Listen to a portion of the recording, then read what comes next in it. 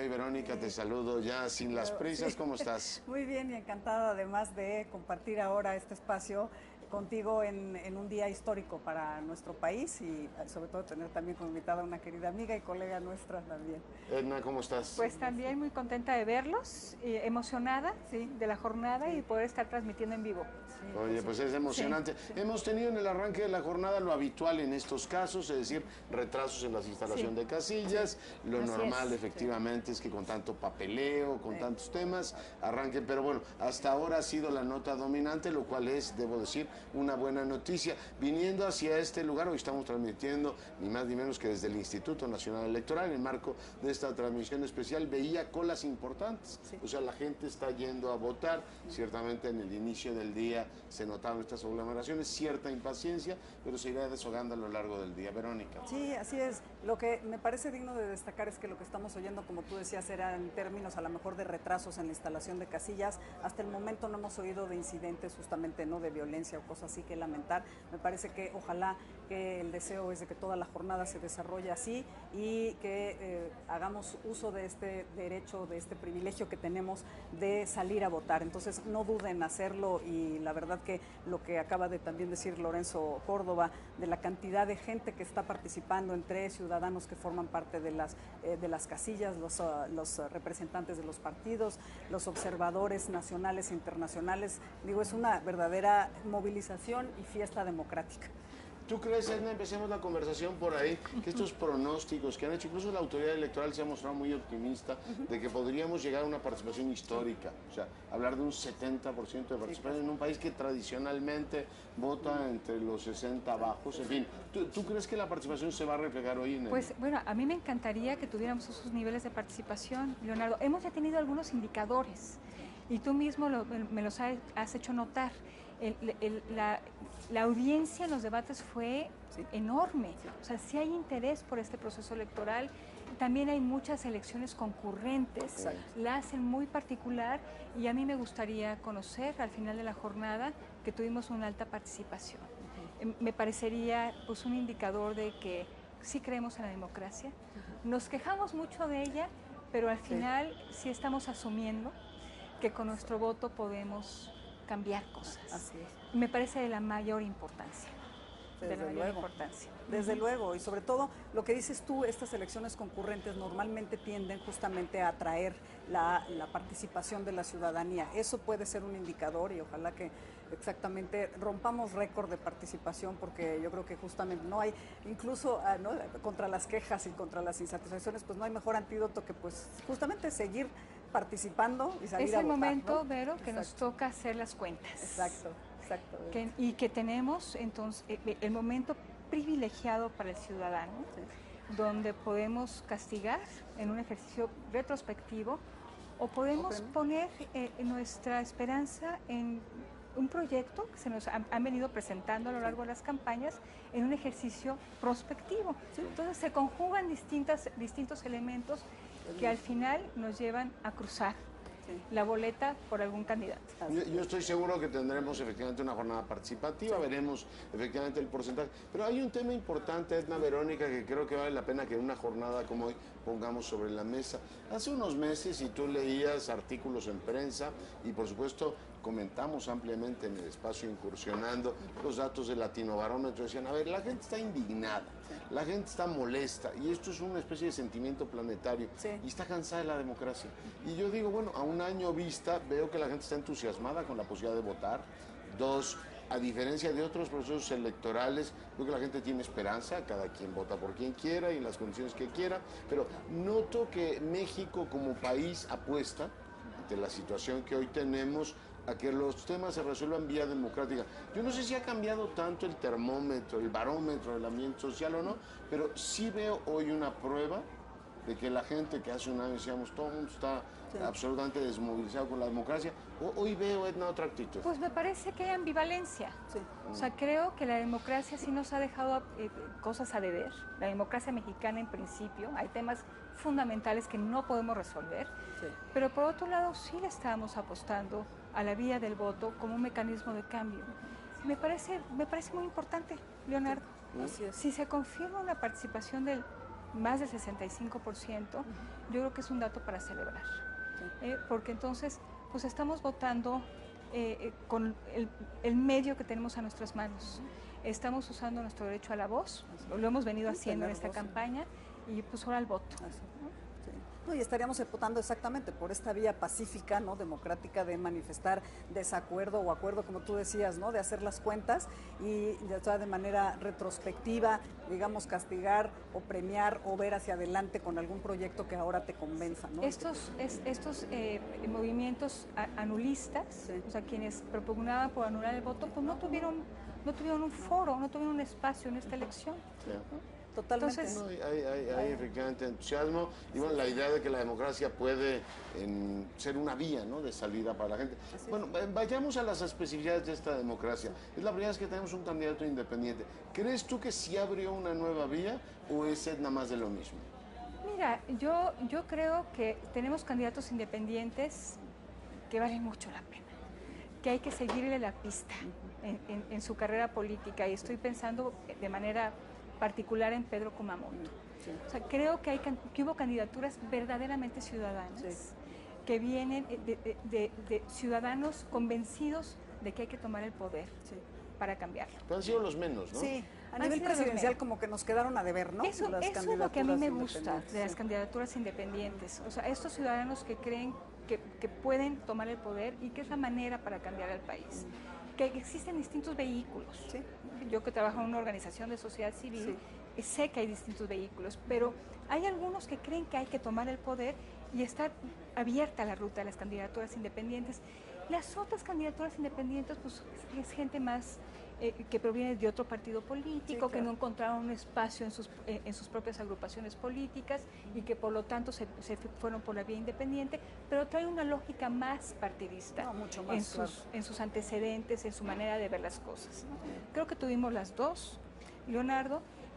A mí me parece pues que es una ventana abierta, es una puerta abierta a la participación de ciudadanos en la política, que no nos desencantemos con lo que vimos en esta elección, que es prometedor, y que yo creo que hay enormes barreras a la entrada para un ciudadano. Eso hay que revisarlo, ¿no? Hay que revisar, por supuesto que hay que revisarlo. Hay muchos candidatos de ciudadanos de primer nivel que se quedaron en el intento. Porque es muy complejo rebasar los umbrales. Oye, y no solo rebasar los umbrales, sino que sean homogéneos, porque también tienes, ¿no?, una simetría en las reglas, digamos, de acceso o de entrada para las candidaturas independientes, que también te hacen, digamos, como muy injusta, ¿no?, la forma en la que... En el caso de Puebla, los umbrales son mucho más altos. Solo te pedían que tomaras una foto con Hammurabi, su código. Sí, no, bueno, casi. O sea, todo lo demás estaba muy fácil. Bueno, era imposible, ¿no? Era prácticamente imposible. Era imposible, pero yo creo que hay que seguirlo explorando. A mí sí me gustaría ver más ciudadanos en la política, aunque la política es una profesión, pero creo que necesitamos romper ciertas lógicas. Desde mi perspectiva, ya hay una escuela de los políticos, es una socialización particular, entonces no podemos esperar grandes cambios de quienes han estado abrevando lo mismo por años. En cambio, sí creo que hay candidaturas ciudadanas que refrescan, ¿no?, un poco. Que pueden romper con ciertos paradigmas, y creo que es muy válido y muy legítimo, y yo creo que es uno de los temas que debemos tener en la agenda de lo que debemos mejorar. ¿Te parece un buen síntoma, es un síntoma de que la democracia está saludable, que lo ideológico no pinte demasiado? Ayer leía, por ejemplo, un artículo en un periódico internacional diciendo, bueno, en México pues, da igual que el candidato de la izquierda vaya con tal partido, o que la izquierda y la derecha. O sea, lo ideológico no parece ser un tema central. Más adelante me gustaría que platicáramos de políticas públicas, es un tema central que hay que abordar contigo, pero que lo ideológico no pese nada, o sea, que da igual con quién te juntes. ¿Te parece un síntoma de madurez? Pues mira, me parece más bien un síntoma de un estado de ánimo, Leonardo. Me parece que en esta campaña había un estado de ánimo, un gran descontento. Hubo un candidato que pudo hacer una lectura correcta y hacer un planteamiento correcto a esos electores, y que todo lo demás fue secundario. Fue secundario. Entonces, no sé si en circunstancias distintas este cruce de partidos el PES con Morena, hubiera este sido tipo de bien coaliciones. visto. O las coaliciones. Me parece que hay ciertas particularidades de esta elección que pusieron esto en otro plano, no en el primero. Yeah. Sí, porque digo, incluso cuando ves las coaliciones en el ámbito local, el partido que apoyaba al PRI, apoyaba a Alejandra Barrales en la ciudad, una cosa, digo, finalmente abdicó, hubo una crisis política, pero sí tuvimos realineamientos y desalineamientos un poco raros en esta elección. Muy raros. Sí, claro, muy raros, que obedecen, no sé, alguna vez me hicieron una pregunta que si era una elección más de personalidades, ¿no? Es decir, como de figuras que atraían, más que de incluso ideologías, como dices tú, o de temas y demás, ¿no? Entonces, quizá justo nos pasó, ¿no? Algo así, como dices tú, y digamos, fuera de las personalidades, lo demás ya resultó secundario. Resultó secundario, yo no sé si sea bueno o malo. Pero de hecho vamos a un reordenamiento. Cruces, o sea, yo alcanzo a ver cierto oportunismo político. Claro, también. Hay partidos que viven de eso, ¿no? Totalmente. De sumarse a la coalición ganadora, porque eso les permite conservar sobrevivir. registro y tener representación en los órganos legislativos. Y tener recursos. Y no hay ningún castigo ciudadano, ¿no? Al oportunismo de estas agrupaciones políticas que viven de eso, de ver a qué coalición ganadora se le pegan para... A propósito de la democracia, bueno, ya decíamos que sí hay una apuesta del pueblo mexicano por la democracia, pero empiezan a preguntarme un grupo de legisladores que vinieron y están observando esto. ¿Usted hacia dónde cree, yo te traslado la pregunta directamente a ti, hacia dónde cree que evoluciona la democracia mexicana? Es decir, a un reforzamiento de la democracia representativa, en donde tendremos un presidente que respete la autonomía legislativa, independientemente de que tenga mayoría o no, iremos a una democracia mucho más directa, en donde figuras como la revocación del mandato, la consulta popular jueguen un papel más. Mi impresión, Edna, es que vamos, Verónica, hacia una democracia delegativa, ¿no? Un poco como lo que ocurría en los 90, es decir, yo le doy a usted todo el poder, Salinas, Menem, en distintos países, y usted manda el país y usted arregle, ¿no? Esta idea de hombres fuertes, que es una posibilidad en la democracia, ¿no? Sabemos que eso genera fricciones en el juego institucional, pero ¿tú hacia dónde te imaginas que nos vamos a mover? Mira, Leonardo, si se confirma esta noche o mañana temprano lo que las encuestas estaban reflejando sobre la intención del voto, pues estaremos dando un mandato amplio, ¿no? A quien resulte ganador de la presidencia, que quizá pueda llevarse las mayorías legislativas. Y territoriales también. Exacto, y territoriales también. Entonces, a lo mejor, pero vamos a ver. Pero ¿hacia dónde propendemos el elector mexicano había estado votando de manera dividida. Así es. Y vas a reforzar la representativa, ¿no? La representativa, los contrapesos, pero a lo mejor el elector mexicano se agotó. Y le gusta más la delegativa. De dividir el poder y decir, bueno, pues es que esto genera gobiernos más lentos, genera ciertos bloqueos. Entonces, vamos a ver esta noche hacia dónde está, por dónde estamos optando. ¿Qué te dice la corazonada? ¿Que vamos hacia la delegativa o hay condiciones para pensar que la representativa reforzará su musculatura? Te estoy hablando desde mi propia preferencia. Sí, claro. Yo creo que una democracia representativa con contrapesos es lo que nos conviene. Leonardo, que todo poder acotado nos libra de algunos riesgos, de poder sin límites, y yo creo que el nombre del juego, desde mi perspectiva muy particular, es cómo limitamos el poder. Sí, exactamente. Oye, una de las partes importantes de esta elección también es que habrá elecciones para gobernador en 8 estados y en la Ciudad de México para jefe de gobierno. Con Edna hemos platicado mucho y me parece un momento oportuno recordar como fortalezas y debilidades, porque son estados, las entidades a las que vamos a la votación y que son parte justamente de este voto concreto, son muy importantes. Algunas son de los que tienen el padrón electoral, digamos, más grande, porque, por ejemplo, pensamos en Veracruz, en Jalisco, está obviamente la Ciudad de México, como decíamos, y otras, bueno, pues simplemente porque son entidades justamente que traen un juego político, una competitividad muy, muy importante, pero ¿en qué estado se encuentran? ¿No? Me gustaría, si les parece, hacer un poco esta revisión de cómo están, en qué condiciones, ¿no?, de económicas, sociales, de seguridad, están llegando estas entidades a la elección del día de hoy. me parece importantísimo traer a la discusión a los estados. Sí, claro.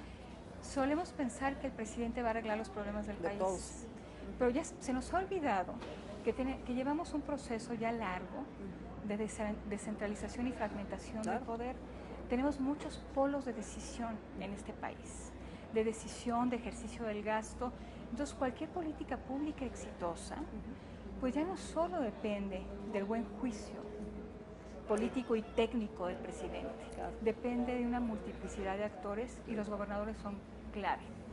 Entonces, sí, creo que lo primero que me gustaría decir sobre los estados que tienen contienda es que tienen desempeños muy diferentes. Hay una tenemos gran varianza. De todo, sí. Tenemos de todo. Tenemos estados muy atrasados que deben preocuparnos de manera particular, pero tenemos estados que son ejemplares, por lo menos en algunos ámbitos. Si entramos, por ejemplo, en el tema económico, pues tenemos que Guanajuato crece mucho. Y la verdad es que el gobernador saliente pues lo dejó en buena forma en términos de crecimiento económico, está bastante por arriba de la media, está por arriba del 5% del crecimiento anual. No es poca cosa. Por supuesto. Mientras Chiapas se decrece al 5%. Sí, Tabasco. Exacto. Tabasco. O sea, Tabasco es una cosa muy grave, una economía muy dependiente del petróleo, que está sufriendo mucho y que no ha encontrado una nueva vocación. Un gobierno tiene esa responsabilidad. Digo, esto se viene a venir. El petróleo no era infinito, la riqueza petrolera no era infinita. Entonces, ¿cómo ir pensando en darle una nueva vocación a un estado donde pues, se iba a agotar el modelo de dependencia del petróleo? Y bueno, Tabasco tiene un decrecimiento del 6.3%. Chiapas está bien, de 3.1%. Chiapas también. Chiapas lleva 2-3 años decreciendo. Se nos queda. Entonces, pues ahí se reproducen los círculos de pobreza. Y sin embargo, pues Guanajuato crece muy. Jalisco.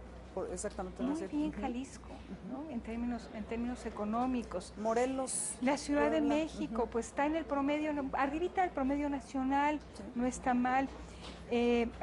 Por acá tengo a Morelos, pues Morelos también con un desempeño pues cerquita de la media, nada excepcional. Ahí tenemos una gráfica de crecimiento 2015 y 2016. Ahí estamos viendo a Jalisco, Ciudad de México, Guanajuato, Yucatán también pues está creciendo. Es 3.8%, en la gráfica parece 8%, pero es 3.8%. 3.8 porque está hacia arriba. Deforma un poquito ahí. Se distorsiona. Pero bueno, Puebla 3.1%, arribita de la media. Entonces, pues tenemos distintas realidades económicas y a mí me parece fundamental que la próxima administración realmente pueda emprender medidas junto con los estados para lograr convergencia económica. Yo creo que esa debería ser una prioridad. Hablamos mucho de desigualdad. Yo creo que tenemos que hablar de convergencia económica. ¿Cómo hacemos que las regiones rezagadas se acerquen a nuestras regiones más exitosas? Sí, ¿cómo hacemos que el modelo exitoso se replique, ¿no? En lugar de tenerlos como fuera del ámbito de éxito. Y yo creo que sí es posible. Yo soy una creyente ferviente en que la política pública cambia realidades. O sea, que hay políticas de Estado bien planteadas y bien plantadas, pueden generar procesos de convergencia. Hay que hacerlos partir de los diagnósticos correctos. Estos lugares crecen poco porque su productividad es muy baja, porque no hay un despliegue de infraestructura que los conecte con polos de desarrollo, porque su capital humano tiene muy baja calidad. Sistema educativo. Calidad. No hay ninguna condición para atraer inversión. Y pues no nos hagamos bolas. El crecimiento económico se genera con inversión que genera empleo. Con inversión pública que sienta las condiciones para la productividad. A mí me parece que no tenemos que descubrir el hilo negro y que irnos por otros caminos. Si tienes casos ejemplares, ¿no? Como Guanajuato, pues no tienes que descubrir el hilo negro, tienes que ver, ¿no? Qué condiciones están dando ahí. Entonces hay inversión pública, hay productividad, hay inversión en capital humano. Lamentablemente. Y una cosa va jalando a la otra, ¿no? Lamentablemente, y a ratito si quieren entramos al tema de la violencia. Sí, claro. esa está contagiando a todo, sí, claro. A ver, tomo políticas públicas y despliego dos temas que tú en los últimos tiempos has planteado de una manera absolutamente clara. Por eso hay que revisar el libro que publicó México Valora, léase, si se quiere gobernar en serio, después de una larga, digamos, proceso de campaña. El tema de las políticas públicas no se discutió, pero estoy seguro que en el interregno va a ser el tema, ¿no? Porque ahora las preguntas ya no van a ser ¿quiere usted hacer tal cosa? No. A ver, ¿cómo va a ordenar? Sí. Déjame empezar por ahí. ¿Cómo va a ordenar el próximo presidente el que las entidades federativas empiecen a hacer su trabajo en materia de seguridad? Sí. Hemos tenido una disputa acre por la ley de seguridad interior, de que no desarrolla efectivamente las capacidades de las entidades federativas para enfrentar el tema de la inseguridad. Y uno se pregunta, bueno, ante la nueva realidad, ¿qué es lo que va a ocurrir? Lo primero que habrá que preguntarse es, ¿el próximo presidente va a mantener el modelo este de yo te apoyo con el despliegue federal mientras tú no resuelves tus temas? ¿O les va a decir a los gobernadores, se acabó la historia, háganle como puedan? De todas maneras, el presidente de México es el jefe del gobierno federal, es el presidente de los Estados Unidos mexicanos, no se puede desentender de eso. ¿El sistema por dónde lo presientes? ¿Por dónde va a venir? Yo creo que estamos en una trampa, o sea, verdadera trampa, porque no hemos generado capacidades locales en términos de policía, empezando por las policías. Y durante todas las campañas han tocado ese tema por encima. Sí. Ay, mira, yo quisiera que no empecemos a hablar otra vez del mando único. Sí. Y volvernos a atorar en que si es mando único, mando mixto, y se nos pase un sexenio en eso. Sí. Yo creo que tenemos que fortalecer a las policías municipales. Vamos a hacer un plan para fortalecer de las ciudades más importantes. No puede haber seguridad si no se construye desde lo local. Partiendo de buenos diagnósticos, entendiendo qué está sucediendo. Y no podemos tener una respuesta desde lo local si no tenemos una policía municipal. No estoy diciendo que la policía municipal se va a encargar del crimen organizado, pero sí de estar en contacto con el ciudadano, de entender las realidades y de poder coordinarse con otros niveles de gobierno, por supuesto con la Policía Estatal y la Policía Federal. Pero sí tenemos que entender que la respuesta es local. Es muy distinto al paradigma que tenemos, que la solución viene desde la Federación a los estados. Pero ¿cómo va a ser desde lo central, o sea, lo federal, para decirle, señores, esto que dice Edna es lo correcto, a trabajar se ha dicho? Lo que pasa es que no los puedes dejar solos, porque no tienen nada. Esa es la trampa en la que estamos. Entonces, necesitas presencia federal mientras generas las capacidades locales. El chiste es no repetir el círculo vicioso de como te tengo, Policía Federal, Ejército, Marina. Entonces, ya dependo. Entonces, sí me parece que debemos poner plazos perentorios, que debemos de resolver el problema del financiamiento. O sea, ¿cómo financias una policía profesional? A mí me parece que eso está en el centro de la problemática. Gobiernos municipales o gobiernos estatales que recaudan poco, que reciben de la federación dinero etiquetado, que tienen poco margen de acción, ahora tienen pues la ley de disciplina financiera que los ata todavía más de mano. Yo creo que tenemos que generar el modelo de policía a nivel municipal, pero tenemos que encontrar el modelo para financiarlo. Si resolvemos esas dos cosas, Leonardo, si generamos esta mancuerna de cómo empezamos a construir policías municipales y cómo podemos encontrar el mecanismo de financiamiento, vamos a poder salir de la trampa. Pero las señales deben ser claras. Y también de una mayor rendición de cuentas a nivel local, a nivel estatal, ¿no? Porque los gobernadores hasta ahora, justo como decía Leonardo, o sea, también tienes como esta posición muy cómoda de que si yo no asumo mi responsabilidad, bueno, al final pues voy a tener, ¿no?, aquí al papá, el gobierno federal detrás, que entonces va a venir a resolverlo. Entonces ya ahí voy viendo, digamos, ¿no?, lo que me convenga y dependiendo de los incentivos, pues voy acomodando y pues si la verdad no me quiero desgastar mucho en ese tema, pues entonces lo voy dejando, ¿no? Yo creo que falta una exigencia de rendición de cuentas a nivel premios estatal. Y castigos, necesitamos más sociedad civil, necesitamos mejores mecanismos para distribuir recursos, necesitamos que las prioridades no sean las prioridades de la federación. Claro. Sí necesitamos hacer un ajuste importante en la estrategia, porque si no fortalecemos lo local vamos a seguir repitiendo el modelo al infinito. ¿Tú crees, Edna, en este sentido, que la posibilidad de reelección que justamente iniciamos ahora, arrancamos, a nivel presidencias municipales, a nivel legislativo, podrá ayudar, es decir, en el sentido de poder mantener esfuerzos nuevamente a nivel municipal, poder premiar o castigar, digamos, el esfuerzo de un alcalde justamente en este sentido o no? Sin y a lugar nivel a legislativo, dudas. sí. ¿Crees que sí es un paso adelante? Sin lugar a dudas. El relevo completo, sí, claro, cada 3 años, del alcalde, del presidente municipal con todo su equipo, claro, no permitía generar ningún tipo de capacidad. Exacto. Lo poco que se generaba, pues se destruía a los 3 años. Y era entonces, reinventar otra vez. Plazos, horizontes más largos de tiempo para hacer política pública me parece que va a ser muy benéfico. Claro que esto se tiene que insertar en un marco de incentivos correctos, sí, ¿no? claro. De rendición de cuentas hacia el ciudadano y también hacia la federación de quienes están recibiendo recursos, y un buen modelo para generar capacidades locales. No solamente son policías, es generar diagnósticos, entender cuáles son los actores clave para desactivar dinámicas de violencia, entrarle con temas de prevención, mucho fortalecerla. Entrar a estrategias de disuasión de la violencia. Son estrategias multiactores, multidimensionales, que requieren bastante sofisticación. Yo tiendo a coincidir en casi todos tus diagnósticos. Este tema de la reelección sí tengo duda. Bueno, el Estado de México, que es el estado con mayor padrón, ahora tendrá elecciones municipales. Y había la opción de reelección. Y creo que van en 25 para reelección, ¿eh? O sea, no optaron los alcaldes por eso. Y además, los incentivos que hemos visto es, como me tengo que reelegir, mejor gasto en política social y clientela que en ser serio. O sea, busco la, digamos, reproducción de mi propia lógica, lo que ha ocurrido en la Ciudad de México, no con una persona, sino con grupos políticos. Porque tengo que desarrollar instituciones mejor con provotos y estructuras electorales. Yo tengo ahí dudas, pero te llevo a otro asunto que me parece que liga también el tema de la violencia. Hemos tenido 130 muertos. Sí. Y uno tiene derecho a preguntarse, y por cierto, yo espero que el próximo Congreso, la próxima legislatura, se dé como prioridad pedir un informe completo de qué ocurrió.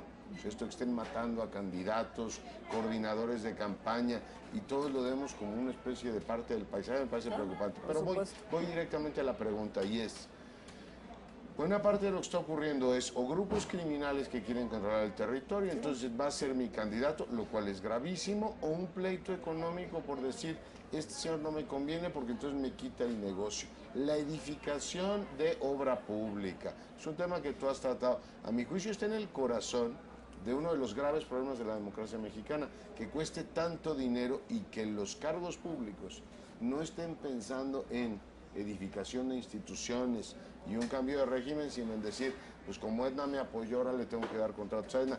Creo que ahí tenemos un nudo espantoso, Edna. Coincido plenamente, Leonardo, coincido plenamente. Creo que es uno de los temas de nuestra democracia electoral que no hemos podido resolver. ¿Cuántas reformas electorales llevamos? Claro. Bueno, desde la definitiva hasta la última. Exacto, desde la definitiva hasta la última. Exacto. Y estos temas no los acabamos de resolver. El tema de financiamiento de campañas, el tema de financiamiento ilegal. O sea, no sé cómo le podemos entrar para desactivarlo, porque mientras eso exista, Leonardo, pues tendremos gobiernos vulnerables o capturados. Capturados. ¿Y de qué se Oye, y que estén dispuestos a matar por dinero. Estamos hablando de millones de pesos en los municipios. Y mira, y aquí textualmente podemos hablar de captura. Hay grupos criminales o grupos de interés que quieren capturar la estructuras de gobierno. A nivel municipal, que es la más débil, es clarísimo. El crimen organizado, pues para controlar territorios, pero ya no se conforman con el control territorial, con que los dejen pasarla con el trasiego de droga. O sea, ahora quieren el control del aparato para apropiarse de obra pública, para extraer rentas, el huachicol, la extorsión. Es gravísimo. Es gravísimo. Y también pueden ser grupos de interés de la más diversa índole. No tenemos investigación sobre estos asesinatos. No sabemos, no hay responsables, no tenemos perpetradores que hayan sido pues, capturados, que se hayan casos esclarecidos. Entonces, se puede. Y una exigencia porque eso se aclare, queda como diluido el tema. ¿Quién sabe qué está detrás de estos asesinatos? Igual es un enemigo político, igual es un grupo de interés, igual es el crimen organizado. Pero esto es inédito, digo, también en México, a pesar del ambiente de violencia y demás, o sea, estos niveles de criminalidad, pero en razón, digamos, del ejercicio político, cada elección hemos tenido este tipo de muertes, este tipo de asesinatos, pero ¿cómo escaló esta elección? Exacto. Es a mí me parece impresionante. Pero fíjense que hay una atroz paradoja, ¿no? Sí. Decíamos, hay una apuesta por la democratización y al mismo tiempo tenemos niveles de violencia que desde el obregonismo no tenía este país. O sea, se inventó un sistema para que no se mataran los candidatos entre ellos. Exacto. Ahora sabemos que no es un conflicto necesariamente ideológico, o no el elemento central, o sospechamos, porque no lo sabemos, pero no habíamos tenido estos niveles de violencia desde los 20 del siglo pasado. Esa política. Pues sí, es como esta dualidad del país, ¿no? O sea, estamos celebrando hoy una jornada que queremos que sea ejemplar. Tenemos un instituto que ya no es federal, ya es nacional electoral. Tenemos instituciones que se han ido fortaleciendo con el tiempo. Si tenemos una votación histórica, tenemos a mexicanos creyendo en la democracia, pero a la vez tenemos actores que la están erosionando aceleradamente. ¿No crees que esto debería de llamar a un como acuerdo político? Es decir, en cuanto tengamos los resultados y sepamos los ganadores. Yo creo que ahí, me parece, si hay un tema en el que, digamos, porque habrá muchos en los que habrá divergencias y se tendrá que negociar, pero yo creo que si hay uno que debería de concitar, digamos, como que el acuerdo y el respaldo unánime, me parece que sería prioritario atender este tema. Yo creo que necesitamos un acuerdo político, pero necesitamos instituciones que se hagan cargo. Porque si no el acuerdo va a quedar en un llamado a misa. En una firma. En una misa. Necesitamos instituciones, digo, ¿cómo ni la PGR ni las procuradurías estatales o fiscalías estatales están pudiendo esclarecer estos hechos? Claro. Castigando a los responsables. Mientras no tengamos esto, una amenaza creíble de que quien mata a un candidato va a tener una consecuencia contundente, estamos invitando a hacerlo. Por supuesto. Por supuesto. Veía una cobertura de una televisión extranjera que decía, en México, en ciertas zonas tienes más probabilidades de ganarte la lotería que la Procuraduría esclarezca un crimen, un homicidio, lo cual es terrible, pero es cierto, el porcentaje de bateo es 97% de impunidad. Sea cual sea la circunstancia electoral que se decide esta noche, de las 11, el presidente, el consejero presidente de esta casa, del INE, estará dando, estamos transmitiendo desde las instalaciones del INE, por eso digo, esta casa dará a conocer las tendencias del conteo rápido. Es ineludible el asunto de edificar instituciones. Hoy le escribí a Luis Rubio en su texto, decir, a ver, gane quien gane, está claro. Si no entienden que el mensaje es que no pueden gobernar con esas PGRs, con esas fiscalías, con esas policías, porque van a la debilidad estructural que han tenido los últimos 2 gobiernos en este país, no habrán entendido nada. Bueno, Leonardo, y yo creo que estamos en problemas por lo mismo que tú decías. Construir instituciones a lo mejor no hace ganar elecciones. Construir instituciones a veces implica limitar el poder del político. Construir instituciones a veces implica quitar instrumentos de control político al gobernante. Entonces, pero está claro que la PGR ya no la pueden seguir con, o sea, te da algunos beneficios, pero claramente en el balance pierde la tentación de usar a la PGR para perseguir a tu enemigo político y premiar o proteger a tu amigo, pues es bien potente. Pero el balance, esta administración que termina, el presidente podrá decir, si algo me falló Chinapa, si hubiera tenido un aparato razonablemente potente, hubiese podido dar mejores resultados. Me llama poderosamente la atención que en medio de esa crisis no se haya plantado y haya propuesto una reforma a la PGR, a la Procuración. Que se hubiera concretado. Esa debió ser la respuesta. No nos puede volver a pasar. Tenemos que tener una investigación profesional, tenemos que dar con la verdad, y por eso vamos a empezar con una transformación importante de la investigación, de la persecución criminal en este país. Así es. Y sin embargo, no ocurrió. Nos quedamos en la misma. Se dejó como encargado de despacho a alguien al que se le podía pedir que persiguiera a un enemigo político. Bueno, en términos justamente, es cierto. totalmente.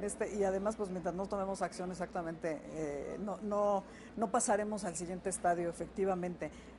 Revisando los estados justo que tienen elecciones ahora, en términos de seguridad, hablabas tú en términos económicos las disparidades. Me parece que en términos de seguridad también tenemos así como que luces y sombras en los estados en los que estamos viendo, pero algunos que se han descompuesto mucho recientemente. Pienso en Jalisco, por ejemplo. Y Guanajuato. Guanajuato. Te voy a decir, sí, correcto. La violencia se ha acentuado, sí, y se ha propagado. Sí, como que todavía la administración anterior podíamos decir que estaba concentrada en ciertos puntos. Se propagó.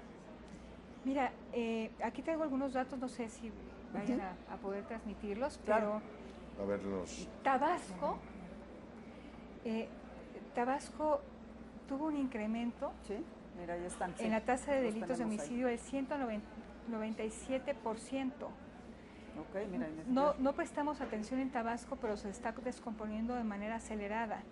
Oye, en la encuesta del INEGI decía que el 99% de los tabasqueños tenía miedo, esta que tenía la percepción de inseguridad. Es consecuente, pues es consecuente con estos datos, ¿no?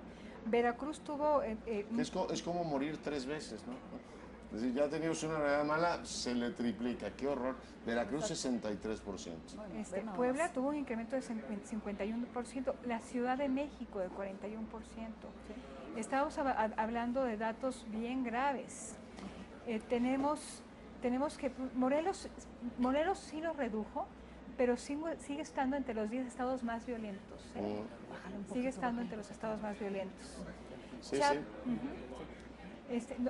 por ahí también traía yo una gráfica de delitos.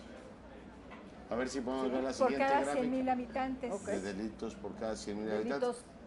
Por cada 100,000 globalmente habitantes. Terminamos esta administración con más homicidios y en más entidades federativas. Hubo un tiempo que se decía, es que el tema del homicidio está localizado en 4 o 5 entidades. Hoy lo tenemos...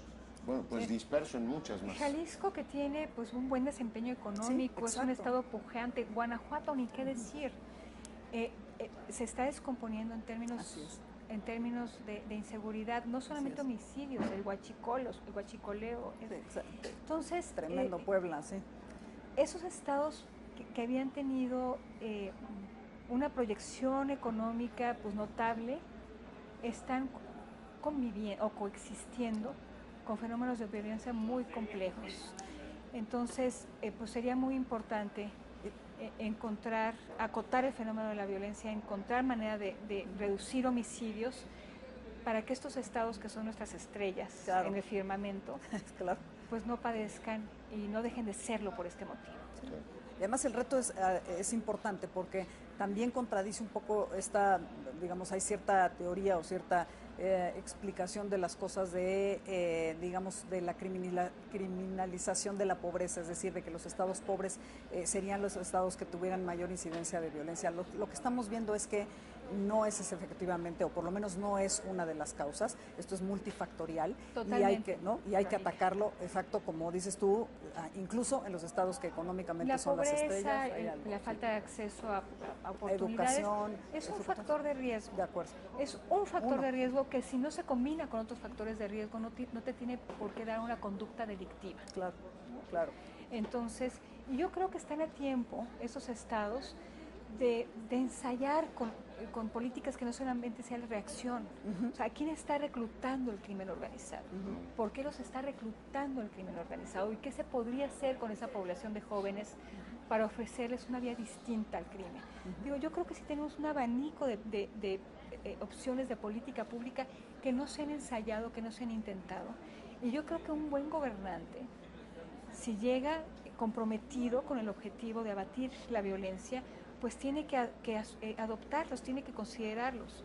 Yo le apuesto mucho a la prevención, pero le apuesto mucho a entender las dinámicas muy locales, con qué actores hay que tratar para contener la violencia. Cuando te estás tratando de crimen organizado, estamos hablando de dinámicas muy distintas, de otra escala de violencia, pero creo que también se podría resolver si se trabaja con la gente que recluta el crimen organizado para generarles oportunidades y caminos que no sean las del crimen. Edna, tú que eres especialista en poner indicadores y en ubicar cuáles serían los elementos te pido que para medir cómo se comporta el próximo gobierno, ¿cuáles serían los 3 elementos fundamentales para que, por ejemplo, en materia de seguridad uno dijera, empieza efectivamente a mandarse un mensaje apropiado? Simplemente por recordar, en el 12, hoy presidente Peña Nieto dijo, reducción de los homicidios, atención a víctimas. Y lo primero que hizo fue promulgar la ley de víctimas y comprometerse a que se reduciría el tema de los homicidios, dándole un contenido mucho más político. O sea, trasladado las funciones de la Secretaría de Seguridad Pública a la Secretaría de Gobernación. Hoy, ¿cuáles serían? O sea, en los próximos meses, ¿cuáles serían para ti los 3 indicadores? Es decir, esto está cambiando o no está cambiando. Sí. Bueno, Leonardo, para mí importantísimo un esquema distinto de gobernanza de la seguridad. ¿A qué me refiero? O sea, creo que, el Sistema Nacional de Seguridad Pública no está dando resultados, que tenemos que... Están sentados los gobernadores en esa mesa, sí, pero tienen voz y voto, pero parece que no la tuvieran. Bueno, el presidente le dijo que nadan de muertitos, eso ya lo tenemos como un hecho. Entonces, yo sí cambiaría el modelo de gobernanza. Sí. O sea, sí le daría mucho más voz a los gobernadores. Sí. O sea, de alguna manera le decimos, no se hacen cargo de sus problemas, pero pues tampoco les damos la autoridad en la toma de decisiones. Yo los involucraría mucho más. Involucraría también a gobiernos locales. Sí. Desde mi perspectiva es desde lo hiperlocal que vamos a resolver el problema. O sea, creo que tenemos un modelo muy centralista. Entonces, cambio de gobernanza. Totalmente. ¿Qué otro elemento? Cambio de gobernanza. Le daría un lugar muy central al tema de prevención.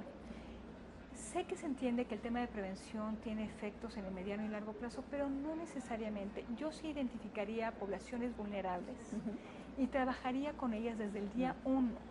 Jóvenes. Los jóvenes son las víctimas, los jóvenes son los perpetradores. Sí. Tenemos programas de prevención, de atención a jóvenes que han mostrado ser eficaces, rapidísimo.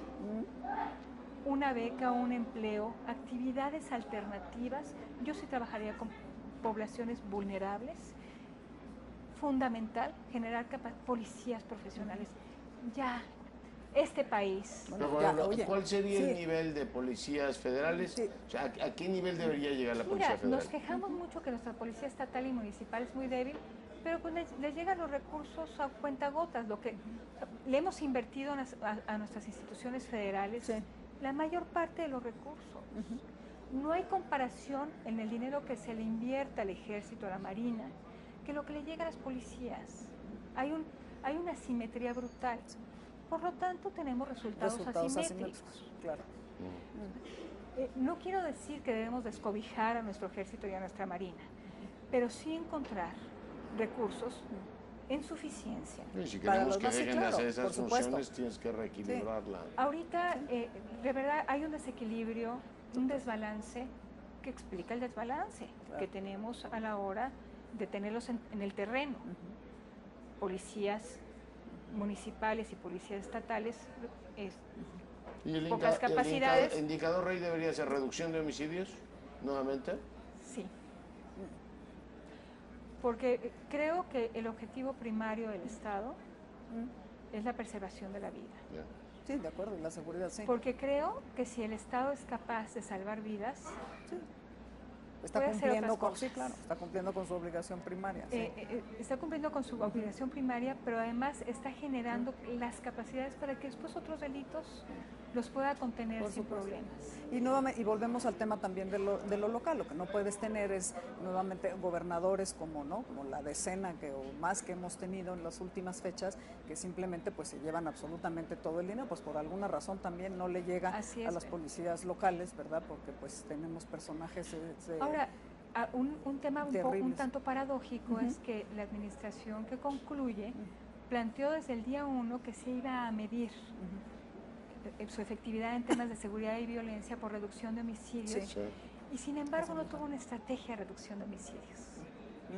Creo que puso más atención en temas de secuestro, tuvo una política más coordinación más clara. Más clara, y nunca tuvo una estrategia de reducción de homicidios. Entonces, un tanto paradójico. Yo creo que las circunstancias de cuando tomaron el poder lo llevaron a tomar la decisión de que este fuera el criterio, porque los homicidios venían bajando. Bajando, 11, 12. Exacto. Se Mientras revirtió la los otros iban. tendencia y creo que pues va a resultar caro que haya sido el indicador central Que hubiera para sido medir central. su desempeño en este tema. Yo sí pondría la reducción de homicidios sin lugar a dudas.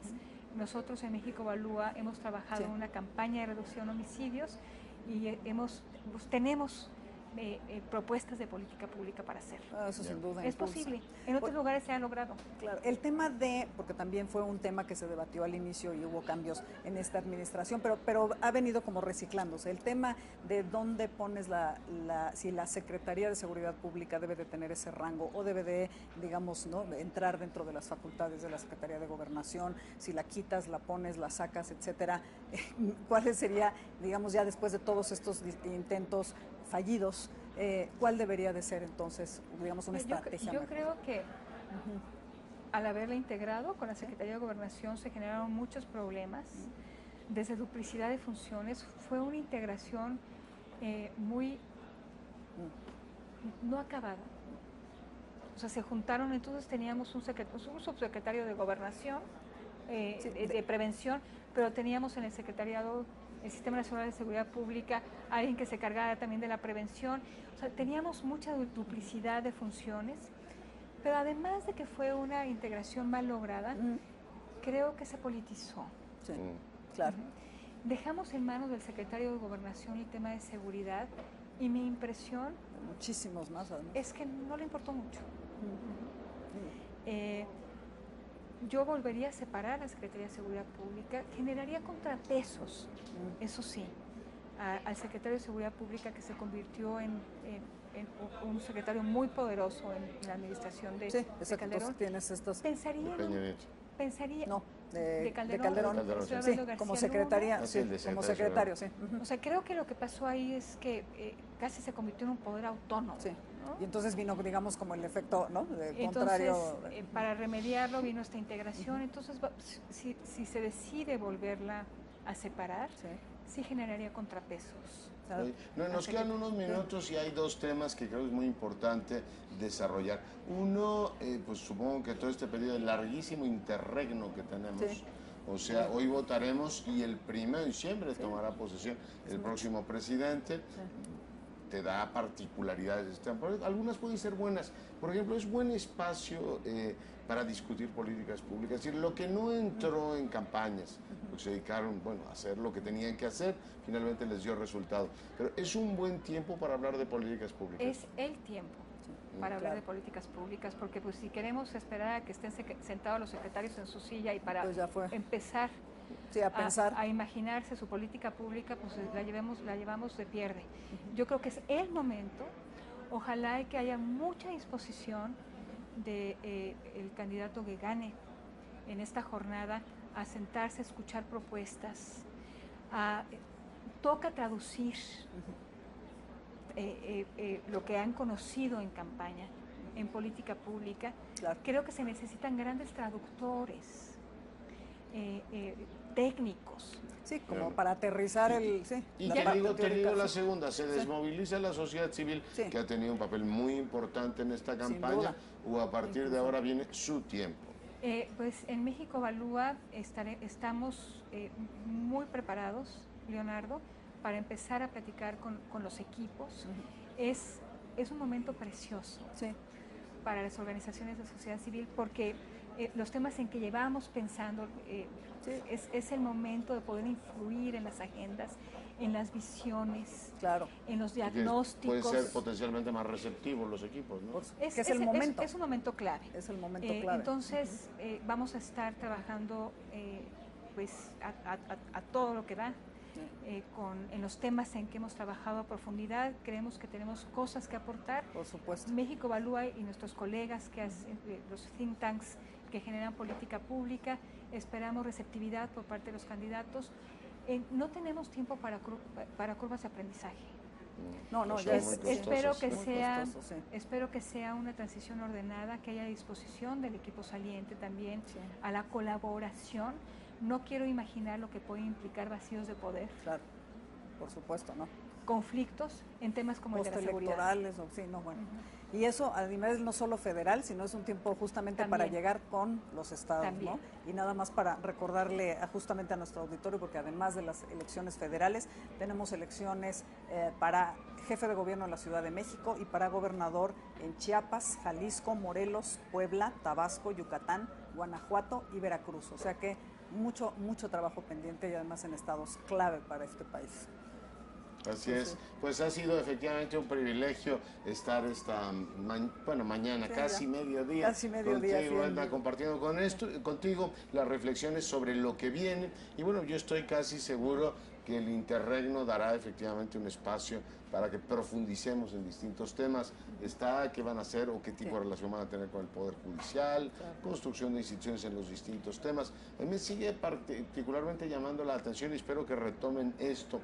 Esto es más función del legislativo, es cómo se va a gobernar una federación. O sea, damos por hecho que va a haber cooperación y todo lo demás. Seguimos teniendo muchos problemas de, digamos, competencias que están cruzadas, que se convierten en el típico asunto, como ni es de Verónica, ni es de Edna, entonces es mío, o es de los tres, y entonces no hay necesariamente un... O sea, yo espero que todos estos asuntos encuentren un espacio y no caigamos en la trampa conceptual de creer que lo político lo resuelve todo. Lo político resuelve muchas cosas, pero este país requiere también mucha administración y la edificación de instituciones. Totalmente. Como decía José Ramón Cosío recientemente, hace falta más política, sí, y buena política, y hace falta también administración, buena administración. Pues un privilegio tenerte con nosotros. El privilegio es mío como siempre.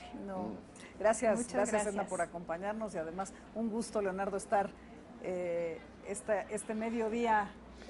¿Puedo ver sus pulgares, queridas colegas? Por supuesto. Yo no he votado ya todavía. Votamos. Yo ya voté. Leonardo saldrá a votar en un rato más, pero ya lo vamos a correr para que le apure. Exacto, lo vamos aquí me voy y me voy a votar. Vote, es su privilegio como ciudadano. Siendo casi la 1 de la tarde, vamos a dejar a Leonardo que vaya a votar y que no se vaya a quedar sin hacerlo definitivamente. Este es mi dedo y el de Edna está claramente. Doy fe de que la tinta es absolutamente indeleble. Pues muchas gracias por seguir esta transmisión del canal del Congreso. Por supuesto, nuestros colegas, nuestros amigos, todo el equipo está desplegado para llevarle a usted la mejor información en esta jornada electoral. Hoy votamos por, como decía Verónica, distintos niveles de gobierno, desde el presidente de la República, en muchas entidades, hasta los alcaldes. Así es que participe, es su privilegio, es su derecho, pero también le recuerdo, en una república es también su obligación. Nos vamos, Verónica. Nos vamos, Leonardo. Quédese pendiente de las siguientes transmisiones de en vivo en el canal del Congreso, en esta ocasión desde la sede del Instituto Nacional Electoral. Hasta pronto.